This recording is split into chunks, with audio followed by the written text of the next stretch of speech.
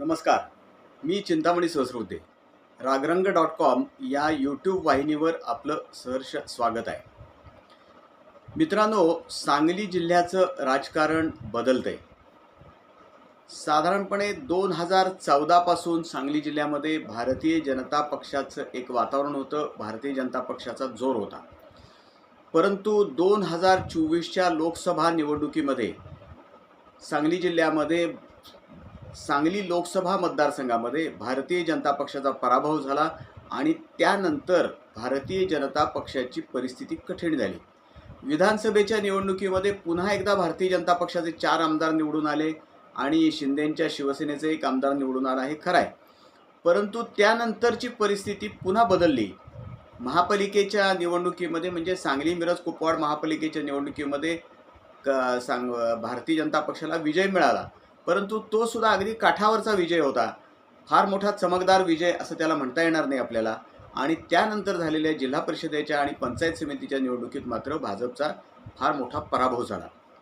सांगली जिल्ह्यामध्ये 10 तालुके आहेत. त्यापैकी फक्त जतचा अपवाद वगळता कोणत्याही तालुक्यामध्ये भारतीय जनता पक्षाचे सभापती हा सत्तेमध्ये विराजमान होऊ शकला नाही. भारतीय जनता पक्षाला सत्ता मिळू शकली नाही. एवढंच नव्हे तर काही तालुके असे होते की जिथं भारतीय जनता पक्षाची बिलकुल डाळ शिजली नाही. उदाहरणार्थ खानापूर, पलूस, कडेगाव, तासगाव, कवठेमहांकाळ या तालुक्यांचा जर आपण विचार किंवा वाळवासुद्धा अगदी आणि शिराळासुद्धा इकडं जर आपण पाहिलं तर तिथं भारतीय जनता पक्षाची काही फार मोठी ताकद आहे असं आपल्याला दिसलं नाही. काही तालुक्यामध्ये तर भारतीय जनता पक्षाची ताकद काहीच नाही असं स्पष्ट झालं. आणि आता आणखी एक म्हणजे त्या सगळ्याचा परिणाम म्हणून सांगली जिल्हा परिषदेमध्ये महाविकास आघाडीची सत्ता आली. केवळ महाविकास आघाडीचीच सत्ता आली असं नव्हे तर शरद पवारांच्या राष्ट्रवादी काँग्रेसचे नेते आणि माजी प्रदेशाध्यक्ष आमदार जयंत पाटील यांनी महाविकास आघाडी तर एकसंघ ठेवलीच. एकसंघ महाविकास आघाडीचे 30 सदस्य त्यांनी निवडून आणले आणि त्याच वेळेला त्यांनी अजितदादांची राष्ट्रवादी काँग्रेस आणि शिंदेंची शिवसेना यांना सुद्धा बरोबर घेतलं. उघडपणे ते सांगत होते की आम्ही ह्या दोन्ही पक्षांच्या बरोबर अंतर्गत छुपी युती नव्हे तर उघड युती केलेली आहे आणि सीट ॲडजस्टमेंट केलेली आहे. काही ठिकाणी आम्ही एकमेकांशी संधान बांधलेलं आहे असं उघडपणे सांगत होते आणि भारतीय जनता पक्षाचे नेते ते निमूटपणे पाहत होते, ऐकत होते. भारतीय जनता पक्षाच्या वतीनं शिंदेंची शिवसेना असेल किंवा अजितदादांची राष्ट्रवादी काँग्रेस असेल यांच्याबरोबर काही संपर्क साधायचा, त्यांच्याबरोबर चर्चा करायची निवडणुकीच्या पूर्वी. निवडणुकीनंतर तर त्यांनी दाद दिलीच नाही, परंतु निवडणुकीच्या पूर्वीसुद्धा कोणत्याही हालचाली भारतीय जनता पक्षाच्या प्रदेश पातळीवरच्या नेत्यांनी किंवा जिल्हा पातळीवरच्या नेत्यांनी अगदी चंद्रकांत दादा पाटील पालकमंत्री आहेत त्यांनी तरी केल्या त्या का नाही याच्याबद्दल काही माहिती नाही. आणि याचा परिणाम असा झाला की महाविकास आघाडी ही मुळातच ताकदवान ठरलेली होती या निवडणुकीमध्ये ग्रामीण भागातल्या. त्यातच त्यांच्याबरोबर अजितदादांची राष्ट्रवादी काँग्रेससुद्धा होती आणि शिंदेंची शिवसेनासुद्धा होती. त्यामुळं या सर्वांनी मिळून भारतीय जनता पक्षाला गेल्या वेळेला ज्या 25 जागा मिळाल्या त्या 16 जागावर आणून ठेवलं आणि फक्त 2 जागा इथं त्यांना जनसुराज्य पक्षाची 1 जागा आणि रयत क्रांतीची 1 जागा अशा 18 जागांवरती आणून ठेवलं. यांनी किती प्रयत्न केला तरीसुद्धा कशाबशे शिंदे शिवसेनेचे आमदार सुहास भैया बाबर हे भारतीय जनता पक्षाबरोबर आले, परंतु त्यांचे कार्यकर्तेच त्यांच्याबरोबर नव्हते. तानाजी पाटील हे जे मोठे नेते आहेत आटपाडी तालुक्यातले ते बाजूला झाले आणि त्यांनी स्वतःचा स्वतःच उभा पूर्णपणे आता निर्माण केलेला आहे. त्याच वेळेला अजितदादांच्या राष्ट्रवादी काँग्रेसमध्ये सुद्धा अजितराव घोरपडे असतील, माजी मंत्री राजेंद्र अण्णा देशमुख, माजी आमदार विलासराव जगताप, शिवाजीराव नाईक हेही नेते बाजूला गेले आणि त्यांनी जयंत पाटील यांच्या नेतृत्वाखाली राहणं, काम करणं हे पसंत केलं. आता जयंत पाटलांनी हा जिल्हा परिषदेमध्ये सत्ता प्रस्थापित केली. अध्यक्ष उपाध्यक्ष महाविकास आघाडी आणि मित्र पक्षांचे झाले. त्यानंतर 4 सभापतींची निवड झाली. त्यानंतर जयंत पाटील यांचं पत्रकार परिषदेतलं विधान अतिशय महत्त्वाचं आहे, सूचक आहे आणि भविष्याचा वेध घेणार आहे. त्यांनी असं म्हणलेलं आहे की या पुढच्या काळामध्ये महाविकास आघाडी आणि मित्रपक्ष एकत्र मिळून आम्ही लढत करू, एकत्र काम करू. आता मित्रपक्षामध्ये त्यांनी स्पष्टपणे सांगितलेलं आहे अजितदादांची राष्ट्रवादी काँग्रेस आणि शिंदेंची शिवसेना हे आमचे मित्रपक्ष आहेत सांगली जिल्ह्यामध्ये. याचाच अर्थ असा की आता शिंदेंची शिवसेना आणि अजितदादांची राष्ट्रवादी काँग्रेस हे भारतीय जनता पक्षाचे महायुतीतले असले तरी सुद्धा, घटक पक्ष असले तरी सुद्धा मित्रपक्ष राहिलेले नाहीत. ते आता महाविकास आघाडीचे मित्रपक्ष झालेले आहेत. आणि जयंत पाटील यांनी संपूर्ण जिल्ह्यावर आता वर्चस्व निर्माण केलेलं आहे. तुम्ही लक्षात घ्या, तासगाव तालुक्यामध्ये आणि कवठे महांकाळ या मतदारसंघामध्ये सुद्धा आता त्यांनी आपले नेतृत्व पूर्णपणे रुजवलेलं आहे. जिल्हा मध्यवर्ती बँकेचे संचालक सुरेश भाऊ पाटील हे आता जयंत पाटील यांच्याबरोबर सरळ उघडपणे काम करतायत. तिकडं आटपाडी तालुक्यातले नेते, शिंदेंच्या शिवसेनेचे एक नेते, मातब्बर नेते तानाजी पाटील हे जयंत पाटलांच्याबरोबर काम करतायत.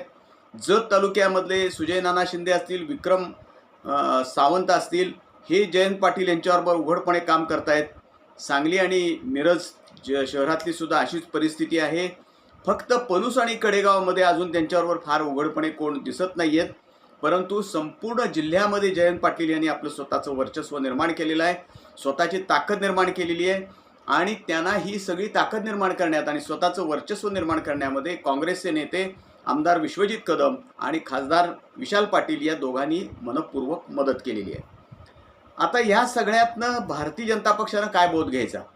आपल्या घटक महायुतीमध्ये असलेले घटक पक्षसुद्धा जर महाविकास आघाडीचे मित्रपक्ष होत असतील तर भारतीय जनता पक्षाच्या नेत्यांनी, विशेषतः पालकमंत्री चंद्रकांतदादा पाटील आणि सांगली जिल्ह्यातले भारतीय जनता पक्षाचे आमदार आणि सर्व नेते यांनी यापुढं एक स्पष्ट धडा असा घेतला पाहिजे की यापुढची प्रत्येक निवडणूक आपल्याला स्वबळावर लढवायची आहे आणि स्वबळाची तयारी ही आत्तापासूनच सुरू केली पाहिजे.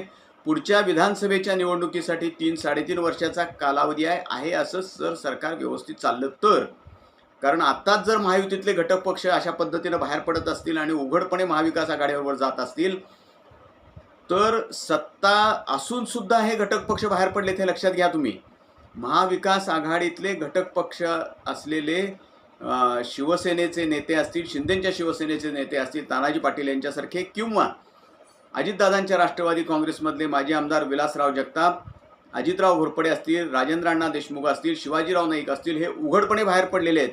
सत्ता असताना, राज्यात सत्ता असताना, हे दोन्ही पक्ष महायुतीमध्ये असताना सुद्धा सत्ता नसती तर भारतीय जनता पक्षाची काय अवस्था झाली असती राज्यातली, हे यावरून आपण लक्षात घ्या. केंद्रात आणि राज्यात सत्ता असून सुद्धा इथं महायुती विस्कटून गेलेली आहे.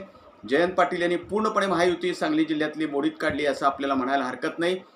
आणि त्यामुळं आता भारतीय जनता पक्षानं स्वबळाची तयारी केली पाहिजे. आता गाफील राहून चालणार नाही. 3-3.5 वर्ष निवडणुकीसाठी आहेत. ग्रामपंचायतीच्या निवडणुका जर मधल्या काही काळातल्या वगळल्या तर आता मोठी निवडणूक नाही आहे. 3-3.5 वर्ष विधानसभा आणि 3 वर्षानंतर लोकसभेची निवडणूक आहे. तर त्या दृष्टीनं भारतीय जनता पक्षानं आता पावलं टाकली पाहिजेत. उसनं अवसान ह्यापुढं फार चालणार नाही हे स्पष्ट दिसतेलं आहे. त्यामुळं काही विशेष योजना राबवल्या पाहिजेत. प्रत्येक तालुक्यामध्ये जे जुने निदान कार्यकर्ते काही का असेनात ते तग धरून अजूनसुद्धा भारतीय जनता पक्षात त्यांना एकत्र केलं पाहिजे, त्यांना ताकद दिली पाहिजे. आता पुन्हा एकदा विधान परिषदेची निवडणूक आहे. 8 जागा आहेत महायुतीकडून, 1 जागा आहे महाविकास आघाडीकडं. तर आता हे जे 8 जागा निवडायच्या आहेत त्या निवडताना तरी आता भारतीय जनता पक्षानं एक विचार केला पाहिजे की ह्या जे महाविकास आघाडीमध्ये ज्यांनी मित्रपक्ष म्हणून लगेच सहभाग घेतलेला आहे किंवा जे आत्तापर्यंत भारतीय जनता पक्षावर किंवा सत्ता आहे म्हणून आलेले आहेत त्यांचा आता विचार करू नये. कारण हे लोक अजिबात बरोबर भारतीय जनता पक्षाबरोबर राहणार नाहीत हे उघड आहे. त्यांना तुम्ही आमदारपद दिलं काय किंवा खासदारपद दिलं पाहिजे, देऊनसुद्धा ते तुमच्याबरोबर राहिलेले नाहीत हे स्पष्ट दिसतंय. त्यामुळे आता भारतीय जनता पक्षानं आपल्या मूळच्या कार्यकर्त्यांना जे अनेक वर्ष काम केलेलं आहे त्यांनी पक्षामध्ये त्यांनाच आता स्थान द्यायची भूमिका घेतली पाहिजे. भले पुढच्या वेळेला सत्ता आली नाही तरी हरकत नाही, परंतु त्या दृष्टीनं त्यांनी काम केलं पाहिजे आणि स्वबळाची तयारी सगळीकडे त्यांनी चालू ठेवली पाहिजे. हे उसनं अवसान आणून उपयोग नाही. कारण हे सगळे आता जयंत पाटलांनी स्पष्टपणे सांगितले की आम्ही हे जे सगळे महाविकास आघाडी आणि मित्रपक्ष म्हणजेच अजितदादांची राष्ट्रवादी काँग्रेस आणि शिंदेंची शिवसेना हे आम्ही 30-40 वर्षे एकत्र काम केलेले सगळे लोक आहोत. याचा अर्थच हे सगळे मूळचे काँग्रेसमधनं भारतीय जनता पक्षात किंवा राष्ट्रवादी काँग्रेसमध्ये गेलेले लोक आहेत, राष्ट्रवादी काँग्रेसमधनं भारतीय जनता पक्षात आलेले लोक आहेत. यांच्यावरती आता किती विसंबून राहायचं याचा भारतीय जनता पक्षानं पालकमंत्री चंद्रकांतदादा पाटील असतील, मुख्यमंत्री देवेंद्र फडणवीस असतील किंवा प्रदेशाध्यक्ष रवींद्र चव्हाण असतील यांनी गांभीर्यानं विचार केला पाहिजे. आता यांना कुठली फारशी मोठी संधी न देता ह्या बाहेरच्या जे लोक आलेले आहेत भारतीय जनता पक्षामध्ये हे राहणार नाहीत, हे उघड आहे. सत्ता असताना सुद्धा तुमच्यापासून बाजूला गेलेत. उद्या सत्ता गेली तर काही क्षणात हे लोक पलटणार आहेत, दुसऱ्या बाजूला जाणार आहेत. हे लक्षात घेऊनच आता भारतीय जनता पक्षानं स्वबळाची तयारी केली पाहिजे. पुनश्च हरिओम म्हणून आपली तयारी केली पाहिजे. मी म्हणलं मगाशी त्याप्रमाणे भले 2029च्या निवडणुकीत सत्ता नाही आली तरी हरकत नाही, परंतु आता पक्ष बळकट करण्याकडं, स्वबळावरती पक्ष बळकट करण्याकडे लक्ष दिलं पाहिजे. हाच धडा या जिल्हा परिषदेच्या निवडणुकीतून आपल्याला मिळालेला आहे. यापुढं आणि कोणतरी नेता आपल्यात येईल, राष्ट्रवादीचा नेता कुठला तरी येईल किंवा काँग्रेसचा नेता येईल, त्यामुळे आपला पक्ष बळकट होईल, या भ्रमात आता भारतीय जनता पक्षाच्या नेत्यांनी राहू नये. स्वतःची ताकद वाढवायचा प्रयत्न करावा. असाच बोध सांगली जिल्हा परिषदेच्या निवडणुकीमधून सगळ्या पक्षाच्या नेत्यांना मिळालेला आहे. ते त्यातून योग्य बोध घेतील अशी अपेक्षा आहे. आमचं हे रागरंग.com ही जी यूट्यूब वाहिनी आहे ही आपण लाईक करा, शेअर करा आणि सबस्क्राईब करा. धन्यवाद.